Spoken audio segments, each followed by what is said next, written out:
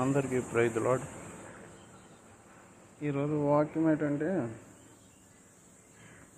99 కాదు 100కు 100% ప్రతి విశ్వాసి అంటే దేవుణ్ణి నమ్ముకునే వాళ్ళు ఉంటారు కదా, వాళ్ళందరూ ఒకటి అనుకుంటారు కానీ అది చేయలేకపోతారు. ఏంటో చెప్పనా, దేవుళ్ళు బాగా భక్తిగా ఉందాం, పాపానికి దూరంగా ఉందాం, దేవునికి వ్యతిరేకంగా అసలు ఏ పని చేయకూడదు, బాగా గొప్పగా దేవునిలో ఎదగాలి అని అనుకుంటాం. కానీ మన లోపల ఉన్న ఆలోచన బయట మాత్రం అవదు. ఏదైనా చిన్న శోధన వచ్చిందంటే వెంటనే పాపంలో పడిపోతాం. ఇప్పుడు మనం దీన్ని బైబిల్లోంచి ఎగ్జాంపుల్గా ఎక్కడ తీసుకున్నామంటే మత్తయి సువార్త 26వ అధ్యాయంలో ఉంటుంది ఈ సందర్భం. అందరూ వీలైనప్పుడు చదువుకోండి.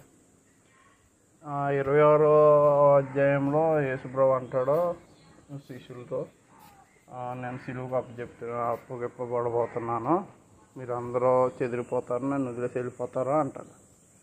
అయితే పేతురు అంటాడు, అందరూ వదిలేసి వెళ్ళిపోయినా నేను మాత్రం నిన్ను వదలను దేవుడా అని. అంటే యాక్చువల్గా పేతురికి లోపల ఉంది, దేవుని పక్షాన నిలబడాలి, ఎన్ని కష్టాలు వచ్చినా ఎన్ని శోధనలు వచ్చినా దేవుణ్ణి మాత్రం వదలకూడదు, దేవునితోనే నడవాలి అన్న ఆలోచన పేతురికి ఉంది. కానీ తనకి ఏంటంటే దాన్ని అప్లై చేసే టైంకి మాత్రం ఏంటంటే అంటారు, దాని మీద నిలబడాలనుకున్నప్పటికీ నిలబడలేకపోతాడు. ఎందుకంటే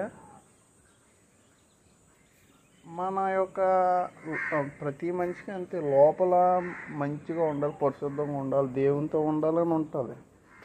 కానీ బయటకు వచ్చేసరికి మాత్రం బయటికి క్రియారూపం దాల్చే టైంకి ఆలోచన మారిపోతుంది, ఇట్టే శోధనలో పడిపోతాం.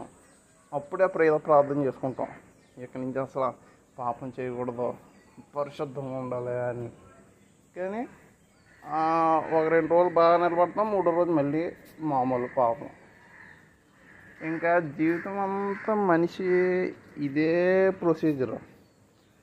పడిపోతాం, ఆదివారం మొత్తం వెళ్ళి మళ్ళీ తర్వాత రోజు మామూలు యథావిధి జీవితం. కానీ కంటిన్యూగా ఎప్పుడు నిలబడతాం?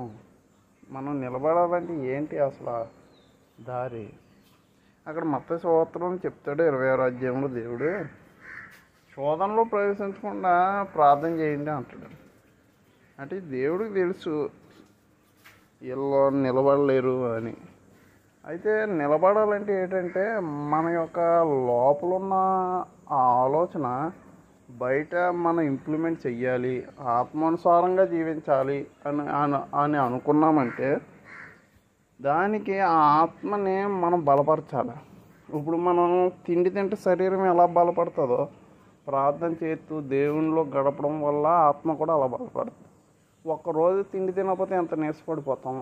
మరి మనం రోజుల తరబడి నెలల తరబడి బైబిల్ చదవకుండా దేవునికి దూరంగా బతుకుతుంటే మనకి ఇంకెంత నీరసం వస్తుంది, లోపల ఆత్మ ఇంకెంత బలహీనం అవుతుంది. శరీరానికైనా ఆత్మకి లేదా? ఎప్పుడైతే ఆత్మ బలహీనంగా ఉందో ఆటోమేటిక్గా బలహీనుడి మీద బలవంతుడు ఆధిపత్యం చెలాయిస్తాడు. అందుకే శరీరం ఆధిపత్యం చెలాయిస్తుంది. నీ లోపల ఆత్మలో ఉన్న మంచి ఆలోచన దేవుని ఎదగాలి, దేవుని కోసం నిలబడాలి. కానీ బయటికి నిలబడలేకపోతున్నాం. ఎందుకో చెప్పనా, మన ఆత్మ సరైన ఆహారం పెట్టట్లేదు, మనం ప్రార్థన చేయట్లేదు, దేవుడితో గడపట్లేదు. ఎప్పుడు కూడా శరీరానికి మాత్రం టైం టు టైం పెడతాం, కానీ ఆత్మకి మాత్రం టైం టు టైం పెట్టట్లేదు. అందుకే మనం నిలబడలేకపోతున్నాం.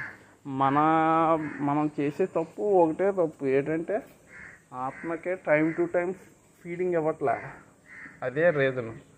అందుకే మనం లోపల ఉన్నదే నిజంగా మనం లోపల మన ఆత్మ కోరుకుంటుంది కదా, ఎలా జీవించాలి, దేవుళ్ళు ఎలా గడపాలి, నీతిగా జీవించాలి, ఏ పాపాలు చేయకుండా జీవించాలని. నిజంగా ఆత్మ యొక్క ఆలోచన మనం నెరవేర్చామా భూమి మీద, మనల్ని భూమి మీద ఆపివాడే లేడు, మనకి ఎదురొచ్చేవాడే ఉండడు. దేవుడు అంటాడు కదా, నీలో ఉన్నవాడు లోకంలో ఉన్నవాడు కంటే గొప్పోడని. ఈ బయట ఈ శరీరం, ఈ సైతాన్ గడికి ఈ శరీరమే కదా ఆయుధం. ఆత్మ సిద్ధమే కానీ శరీరం సిద్ధం కాదంటది బైబిల్. ఈ శరీరమే కదా ఆయుధం ఆడికి. ఈ శరీరాన్ని ఆడు ఉపయోగించుకుని మన ఆత్మను డామినేట్ చేస్తున్నాడు. కాబట్టి నేను చెప్పేది ఏంటంటే, మన యొక్క ఆత్మ బలపడాలంటే ఏ విధంగా అయితే శరీరానికి మనం ఫీడింగ్ ఇస్తున్నామో ఆ విధంగా ఆత్మకు కూడా ఇవ్వాలి. నిజానికి శరీరానికంటే ఆత్మకి ఎక్కువ ఇవ్వాలి. అప్పుడు ఆత్మ ఏది ఎక్కువ తింటే అదే బలంగా ఉంటుంది కదా. ఇప్పుడు ఆత్మకే తక్కువ ఫీడింగ్ ఇచ్చి శరీరానికి ఎక్కువ ఫుడ్ ఇచ్చామనుకో, అది ఏది బలంగా ఉంటుంది మరి. కాబట్టి ఇక్కడ నుంచి ఏంటంటే శరీరానికి తక్కువ ఇవ్వండి. అతమాటు ఆ ఇశ్రాయేల్ ప్రజలు వెళ్ళినట్టు మాంసం వెనకాల, వాటి వెనకాల, వీటి వెనకాల కాదు, తిండికి అంత ఇంపార్టెన్స్ ఇవ్వకండి. మనం ఇవ్వాల్సింది శరీర తిండి కదా, ఆత్మీయ తిండి. కాబట్టి ఈరోజు ఈ వాక్యం ఏంటంటే, మనం లోపల ఉన్న దాన్ని, లోపల మన ఆత్మ అనుకునే ఒక ఆలోచన నెరవేర్చాలంటే ఏం చేయాలి అనేది ఈరోజు అంశం. దేవుడి వాక్యాన్ని దీవించును గాక. ఆమేన్.